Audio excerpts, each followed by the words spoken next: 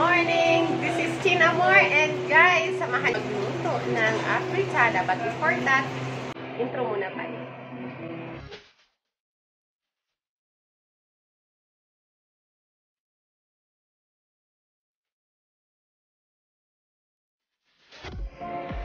So first, lagyan muna natin ng mantika ang kawali. Kawali ba yan? Kaldero. Ito yung mga sahog natin na gagawin para sa ating afritada. So ito, pritong manok na yan. So ready for ano na yung sahog. Yan.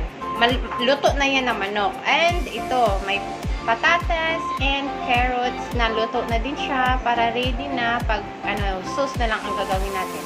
And with garlic and onions and bell pepper. So yan guys, and together with tomato paste, salt and powder, pepper powder. So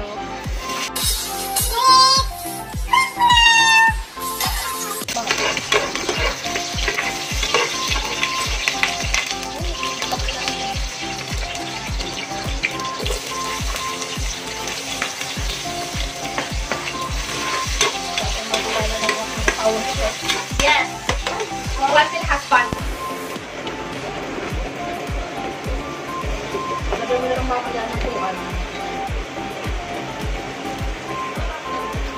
Give it to me. Tapos, of course, haluin natin. Ayan, haluin natin ng bonggang-bongga. Para pagkakalo mo sa pagmamahal niya. Parang pagmamahal ka, hinahalo-halo natin yung emosyon natin minsan. Ganon. Ayan, tapos lalagyan natin ng anong klase tomato paste ba yan?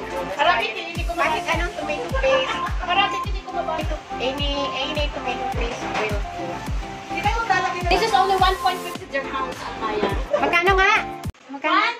1.50 dirhams. O, di ba ang bong... Magkano? 1.50 dirhams. O, di ba? Mura lang siya. So, yan pala yung maganda kong chef. So, ayan. May tomato. So, of course, ihaluin natin. Crazy! Ako na lang siya.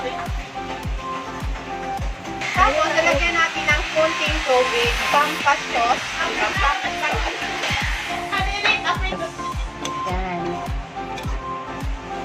Sorry guys, medyo maingay yung background namin kasi may nagbabarina po. So, ayan. Basta focus lang kayo sa niluluto namin, ha? Okay? Yan. So, ayan. Kailangan soft yung ating pag-ikot-ikot, paghalo-halo ng ating niluto. Dapat palaging may, ayan, may water palagi sa gilid para kailangan, ayan.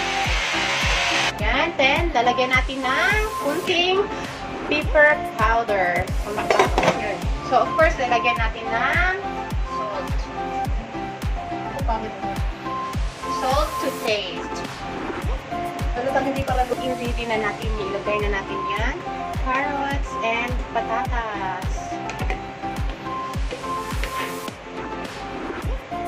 So, yung prinito na rin siya. So, luto na rin yan.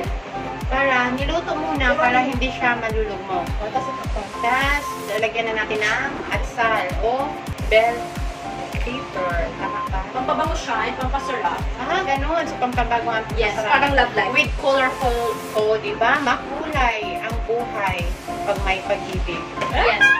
Pag-ibig sa pagluluto, ayan guys, really na. Tinakipan muna natin para masok talaga yung lasa. And, ganun. So, ayan guys, when nagluluto tayo, panatilihin nating malinis ang ating kapaligiran. Ayan, tingnan mo, di ba? Kailangan malinis ang ating nilulutuan. So, ayan. Tikman muna natin. Matabang.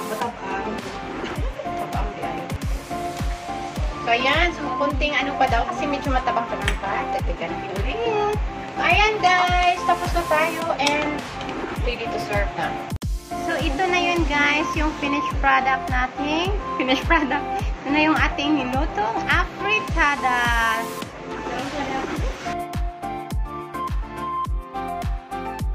So, ayan guys. Tapos na tayo sa ating nilutong afritada. Kaya, thank you and hope you guys enjoy watching our video.